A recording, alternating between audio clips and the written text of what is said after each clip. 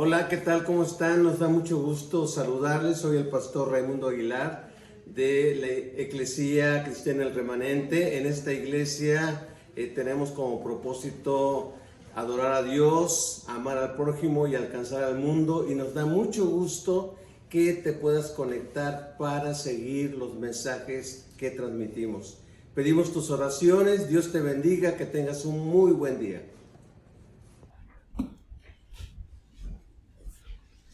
Buenos días, yo quisiera que conserven sus Biblias abiertas en este pasaje de Mateo capítulo 1, versículos 18 al 25.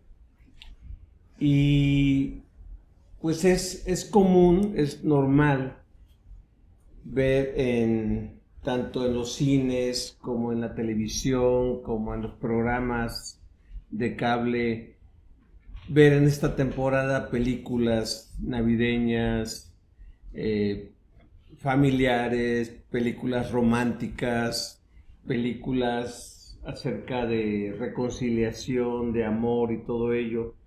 Pero si somos honestos, al menos yo he tratado de analizar la mayoría de esas películas.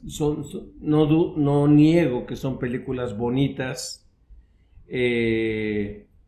Sin embargo, en muchas de esas películas se exalta a Santa Claus, como que el personaje principal es él que lo domina todo, que lo sabe todo, que lo controla todo, y acerca de quién da el mejor regalo o quién tiene el arreglo navideño más bonito y todo ello.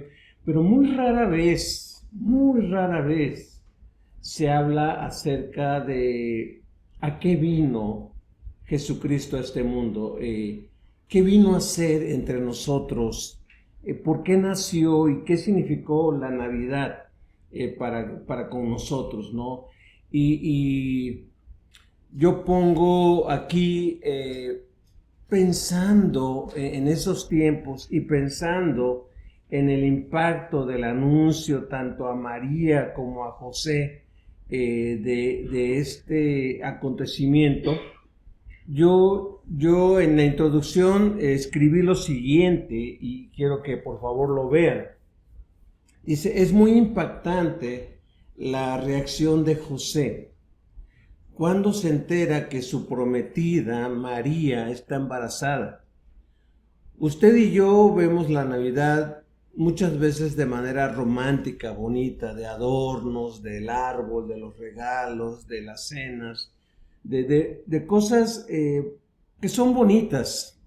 Y a veces son tan limpias, tan bonitas, que mucha gente se entristece o mucha gente se deprime en estas temporadas de la Navidad. Sin embargo, para José, imagínense la primera Navidad, obviamente el nacimiento del Señor. Para José fue un shock. Dice que él se dio cuenta que su prometida estaba embarazada. Ahora quiero nada más comentar acerca de las costumbres de aquellos tiempos. Una versión dice María su mujer. La versión que leímos dice María su prometida.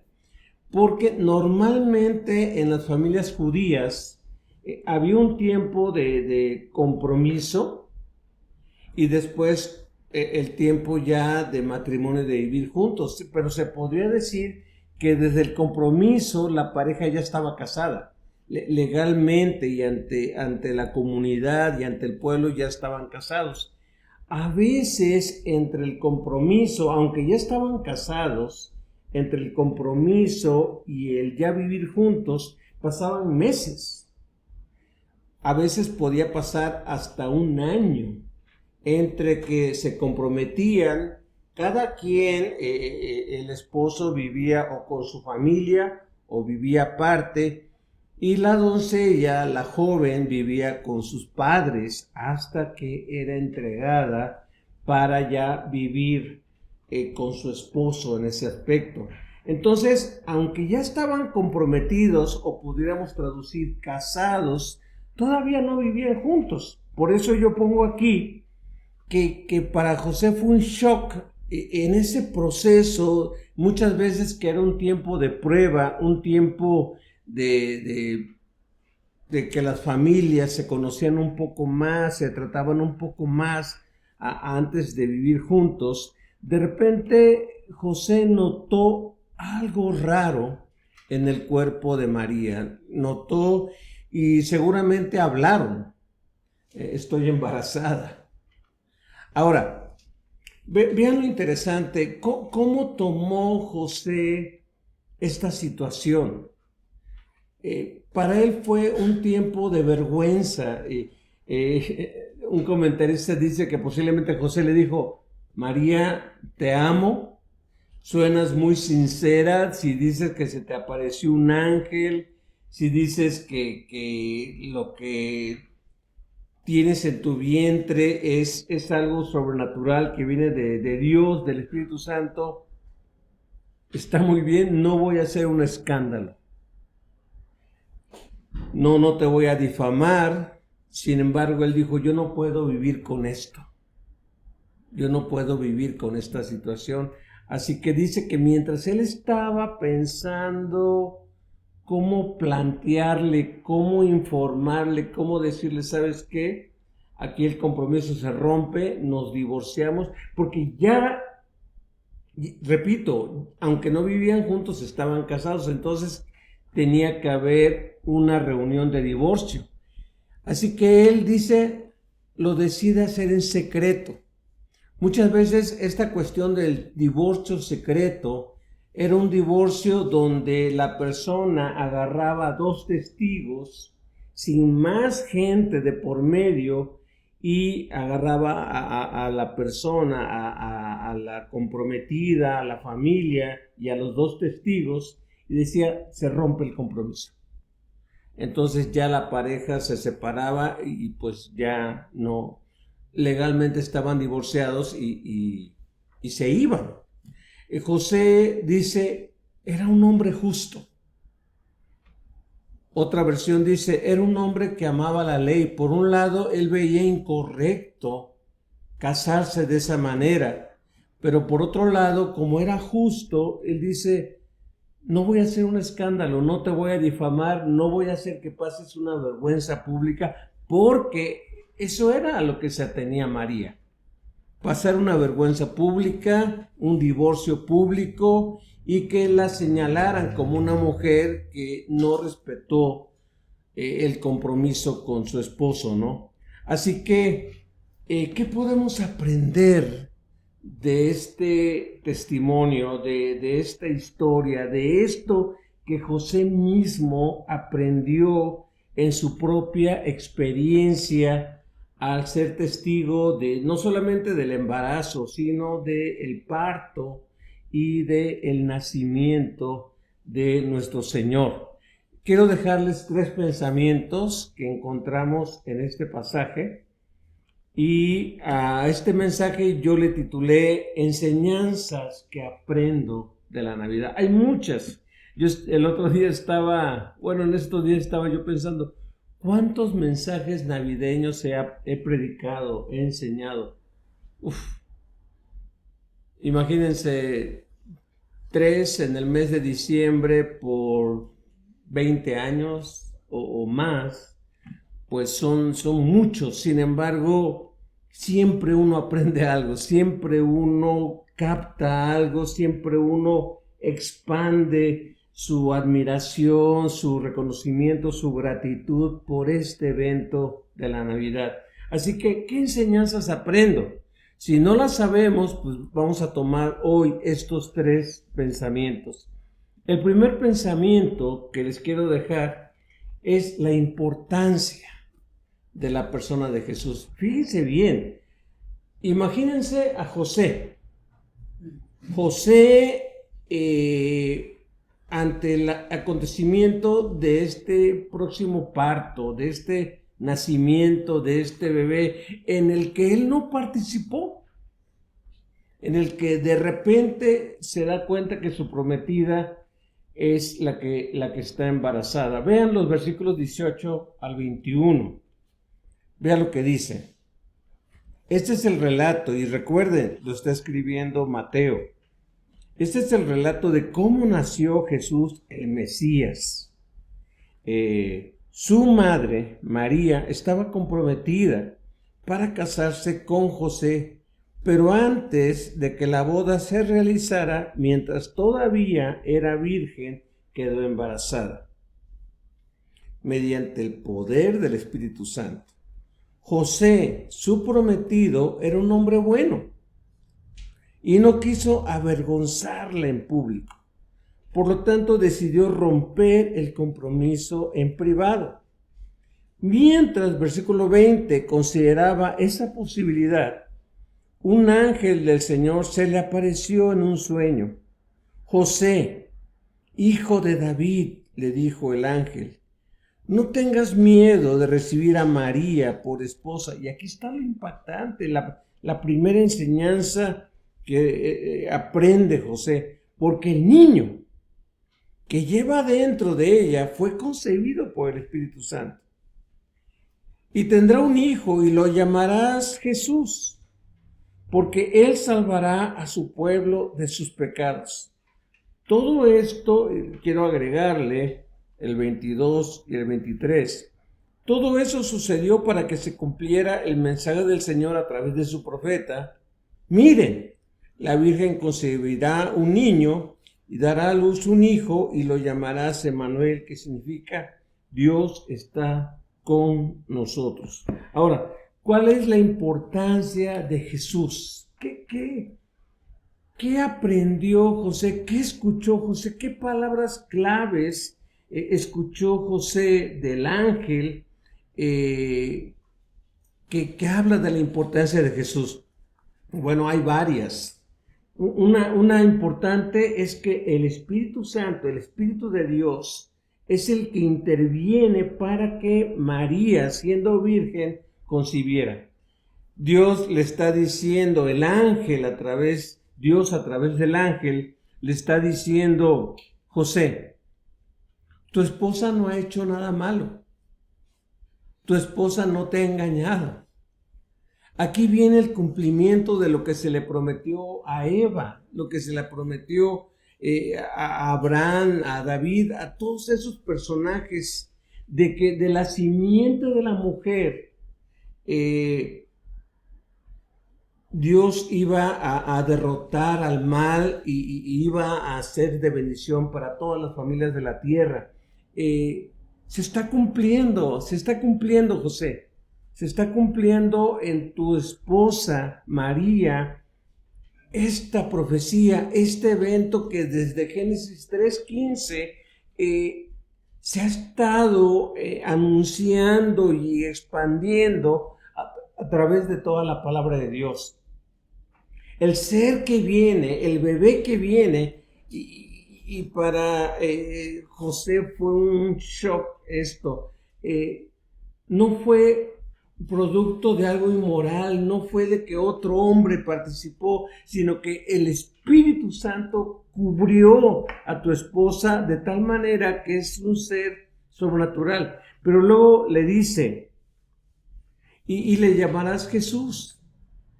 Y lo interesante que quiero que subrayen aquí, dice, porque Él salvará a su pueblo de sus pecados. De acuerdo a Isaías 35, por ejemplo, los judíos sabían que un bendito día Dios iba a rescatar, fíjese bien, Dios iba a rescatar a su pueblo que vivía oprimido. Los judíos en ese tiempo y en tiempos pasados pensaban que Dios iba a mandar al Mesías para rescatar a su pueblo, y en este caso de la opresión de los romanos.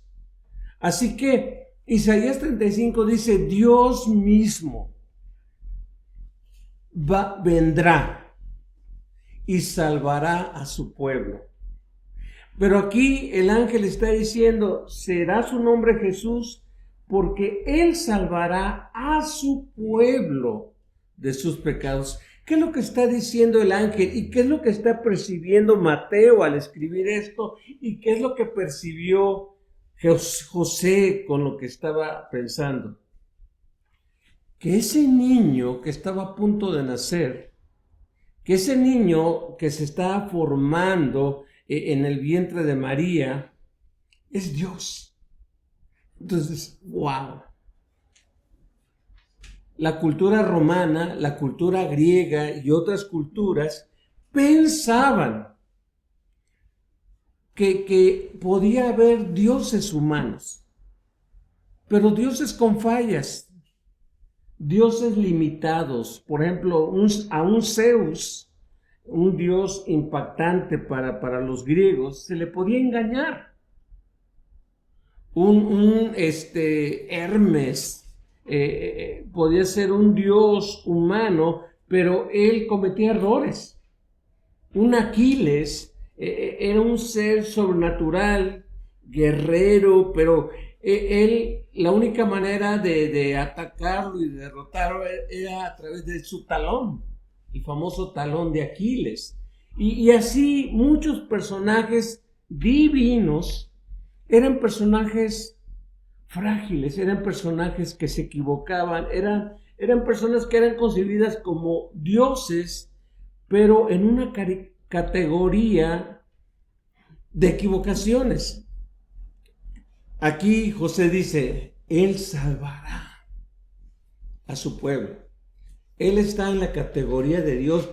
¿Y por qué es un shock esto? Porque los judíos no podían concebir a Dios más que en las alturas. Por eso me conmueve mucho ese canto que entonamos con Toño, que dice, baja Dios de las nubes, baja Dios de las nubes. Los judíos concebían a Dios en las alturas, gloria a Dios en las alturas. Los judíos concebían a Dios de Padre nuestro que estás en los cielos. O sea, un Dios que microscópicamente veía las galaxias, veía los mundos, los soles, desde arriba. Que no se mezclaba con su creación, que estaba más allá de su creación. Los griegos no veían a Dios así, los romanos no veían a Dios así. Los romanos y griegos querían tocar, querían palpar a sus creencias. Y de repente José escucha, hey, el bebé que van a nacer, le vas a llamar Jesús, porque Él es Dios y va a salvar a su pueblo de su pecado. Y para colmo, Mateo se va a Isaías, al pasaje que acabamos de leer, Isaías 7:14, donde Mateo cita, miren, la Virgen concebirá un hijo, concebirá un niño, dará a luz un hijo y lo llamarán Emmanuel, que significa Dios está con nosotros. Ahora, muchas personas me han preguntado, oiga, ¿por qué no le pusieron Jesús Emmanuel? Porque dice, le llamarás Emmanuel.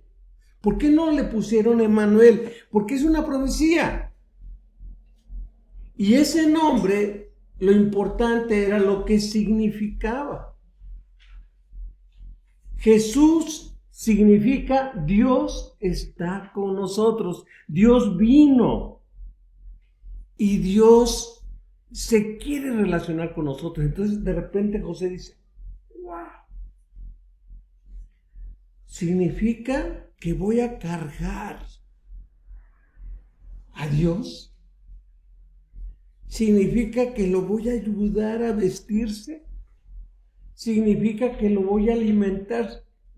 O sea, qué tremendo. Para un judío, inclusive para nosotros, los occidentales, es algo.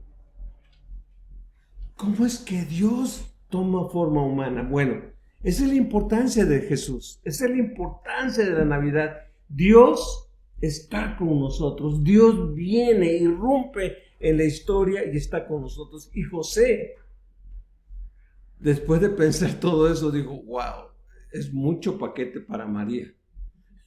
Tengo que estar con ella, tengo que acompañarla. Algunas personas, algunos comentaristas, y no estoy de acuerdo con ello, algunos comentaristas ponen, José comprendiendo el paquete, comprendiendo la gran responsabilidad que significaba criar a Dios, tener a Dios en su mesa, en su casa, en su vida diaria, él dijo, mejor me separo, mejor no quiero nada con María, pero no, vemos que no fue así, vemos que después de que el ángel le da este mensaje, dice, José recibió a María. José dijo, gracias Señor, te alabo, te adoro, qué privilegio, qué cosa tan más grande es ser testigo de ver crecer a este bebé, a este niño, verlo joven, verlo ya hombre, aunque él ya no tuvo la oportunidad porque algo pasó y José murió y Jesús tuvo que desempeñarse como carpintero y tomar como el hijo mayor, tomar a la familia bajo su responsabilidad. Vemos la importancia de la persona de Jesús. Jesús no es cualquier persona, aunque lo minimicemos. Aunque como una vez me dijo mi hermano, yo creo en Dios, pero no creo en Jesús. Creo que Jesús fue un buen hombre, pero no creo que Jesús sea Dios. Y yo decía, ¿por qué no lo crees? Si crees en Dios, debes de creer en Jesús. Y Jesús mismo le dijo a los judíos, ¿creen en Dios? Crean también en mí. Crean que yo soy Dios. Y eso es lo que debemos de proclamar, de compartir, de que Jesús, de que la Navidad es Dios estando con nosotros. ¡Qué bueno! Que hay relaciones amorosas en la Navidad, que hay parejas que se enamoran y se casan en la Navidad, que hay familias que pasan tiempo juntos en la Navidad. Sí, pero esto es gracias a que Dios está entre nosotros. El segundo pensamiento que les quiero dejar es la importancia de la doctrina de la Navidad. ¿Cuál es la importancia? Al pensar en Navidad, ¿qué debemos de pensar o de estar pensando? Nuevamente, el versículo 21 es la clave. El versículo 21 dice,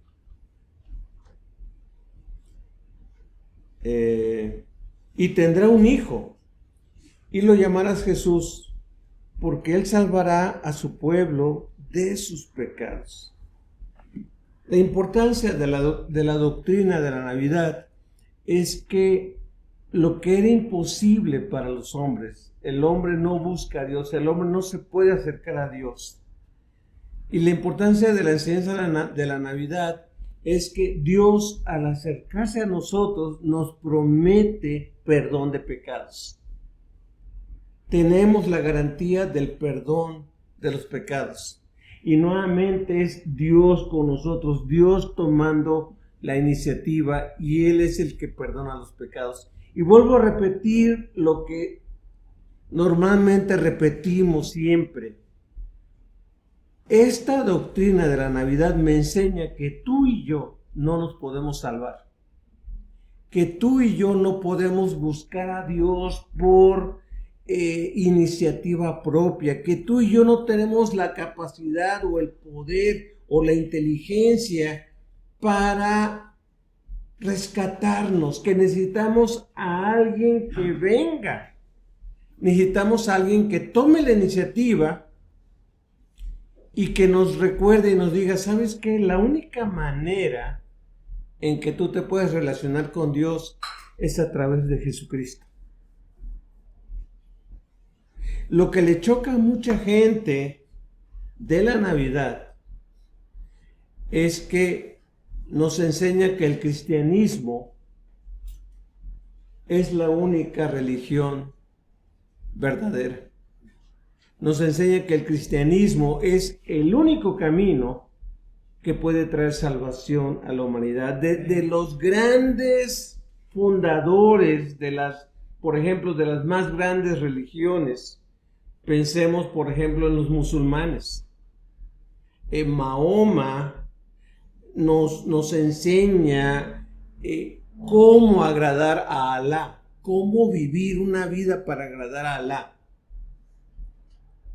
Buda, por ejemplo, los budistas cumplen ciertos pasos para que a través de las enseñanzas de Buda uno pueda vivir una vida correcta. Los hindúes, que es otra de las religiones que tienen millones y millones de personas y de seguidores, también nos enseña que hay niveles para acercarse a la perfección, acercarse a Dios en ese aspecto. Pero el cristianismo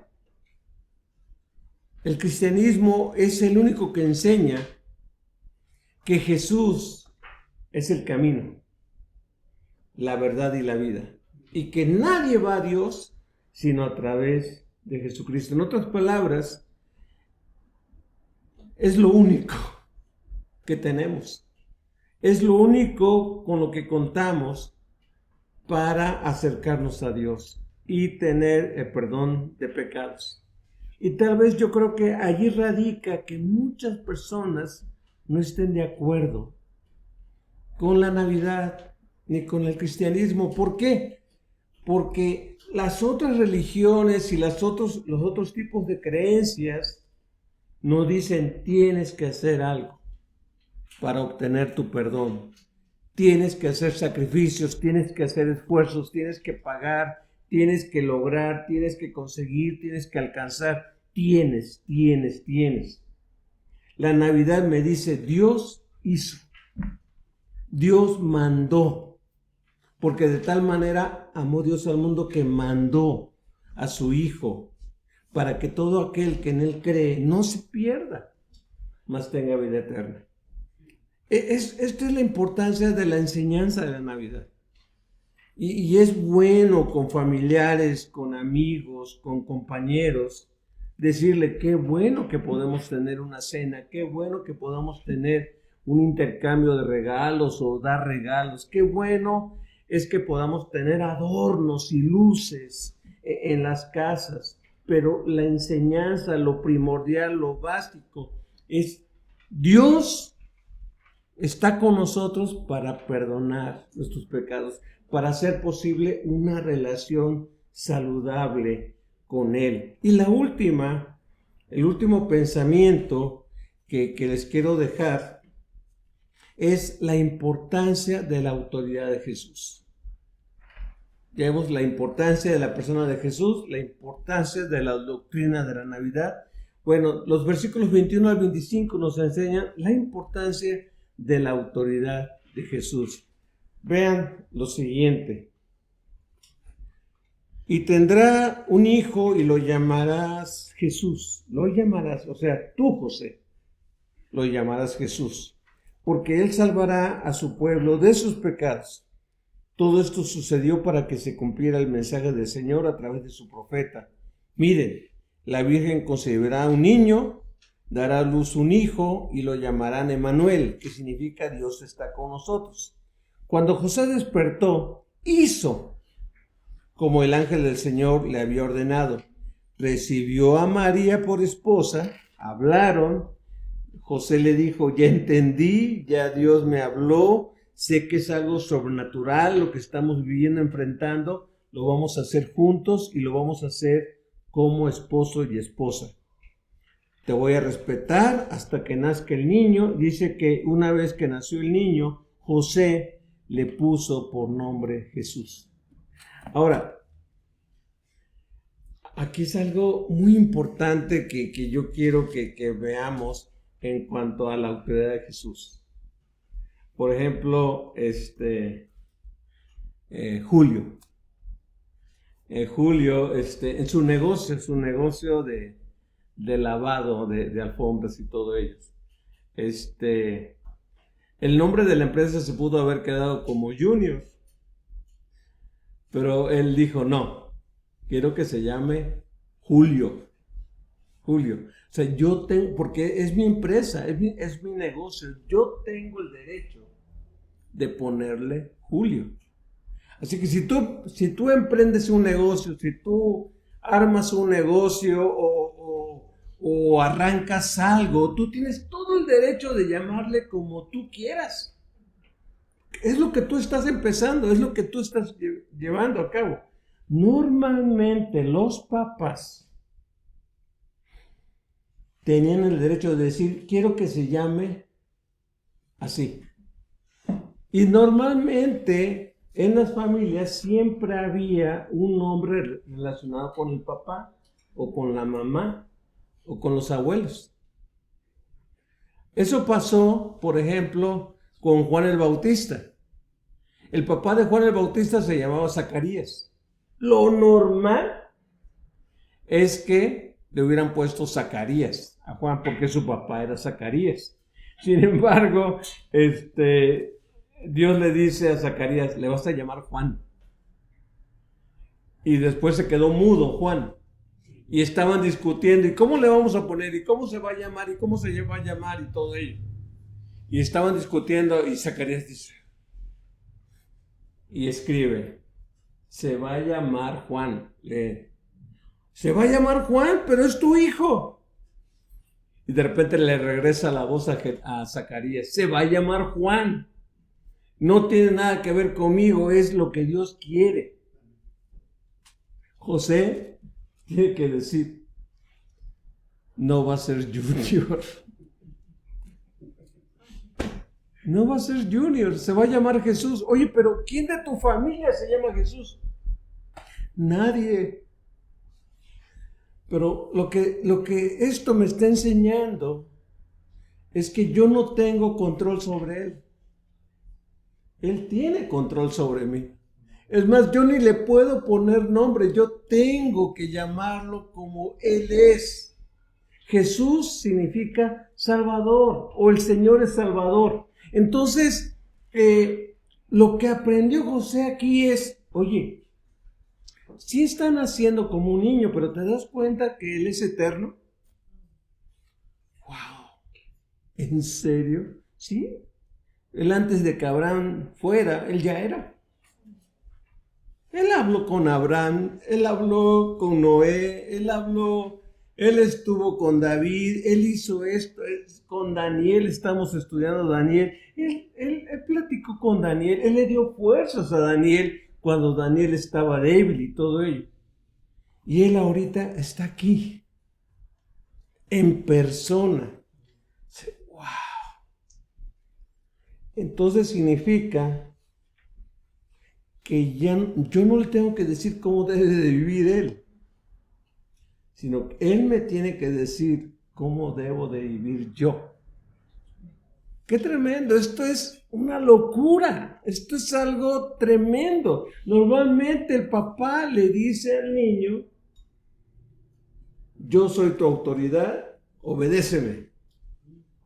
Tristemente en este país están cambiando muchas cosas, ¿no?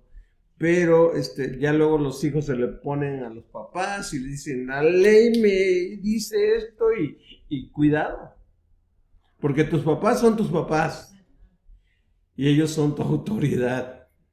Aunque tus amigos, tus amigas te digan lo contrario, ellos son tu autoridad. Pero en el caso de José, el ángel le está diciendo, lo llamarás no como tú quieres, sino como quien es Él. Y este pasaje, lo que aprendió José y lo que tú y yo debemos de aprender es lo siguiente. Señor,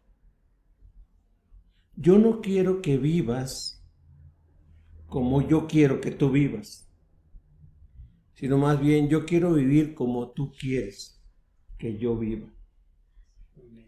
Yo quiero reconocer tu autoridad. Tú eres una persona con autoridad. El centurión romano que tenía un siervo enfermo le dijo, Señor, yo estoy bajo autoridad, tú nada más di la palabra y yo lo obedezco. Y Jesús dijo, no he encontrado más grande fe más que este hombre que reconoce mi autoridad. Cuando Pedro, tratando de ser más listo que Jesús, le dijo, Señor, no sufras, no vayas a la cruz.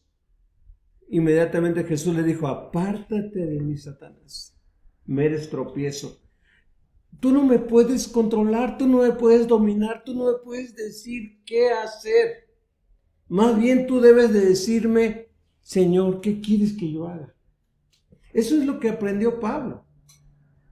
Señor, ¿qué quieres que yo haga?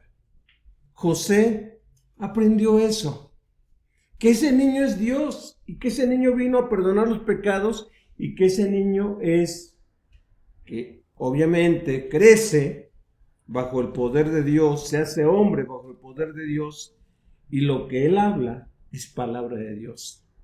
De tal manera que yo le tengo que decir, habla, que tu siervo oye. Habla, Señor. Habla, Señor. Qué tremendo reto tenemos ante este evento de la Navidad. Hacerle caso a Jesús como Dios y hacerle caso a Él como quien tiene autoridad. Como el que debe tener autoridad sobre nuestras vidas. Tristemente, no sé si porque tomó forma humana o porque vivió entre nosotros o porque se entregó por nosotros, tristemente muchas veces no le hacemos caso o minimizamos sus enseñanzas y no nos sometemos a su autoridad. Quiero concluir con lo siguiente. Esto es lo que la Navidad significa. Que Dios vino a la tierra, que se hizo uno con nosotros y que se entregó hasta la muerte. Dios hizo lo que nosotros no podíamos hacer. Él fue herido para sanar nuestras vidas, murió por nuestros pecados, para sanar nuestros corazones. Se entregó por nosotros para que nosotros ahora vivamos para Él. Tenemos que vivir para Él, ya no para nosotros. Pablo lo reconoce en Romanos 14. Si ninguno de nosotros vive para sí y ninguno de nosotros muere para sí. Porque si vivimos, para el Señor vivimos. Y si morimos, para el Señor morimos. Sea que vivamos o que muramos, del Señor somos. Para eso Cristo vivió, murió y resucitó. Para ser Señor de los muertos como de los que vivimos. Oremos. Bendito Señor y Padre nuestro, gracias, gracias, gracias porque siempre tienes algo nuevo que enseñarnos con este evento. Hay cosas, bendito Señor, que a lo mejor la hemos oído, pero no hemos captado lo básico, lo profundo de la enseñanza. Ayúdanos, así como José, aunque fue un shock para él, aunque fue algo impactante para su vida, él te obedeció. Él reconoció la importancia de la persona de Jesús. Él entendió el mensaje, la doctrina, la enseñanza de lo que significa la Navidad, lo que significa el nombre de Jesús. Él reconoció la autoridad de Jesús y se sintió privilegiado de poder participar en el crecimiento y desarrollo de este niño que es Dios, está con nosotros. En el nombre de Jesucristo seguimos en tus preciosas manos, Señor. Amén.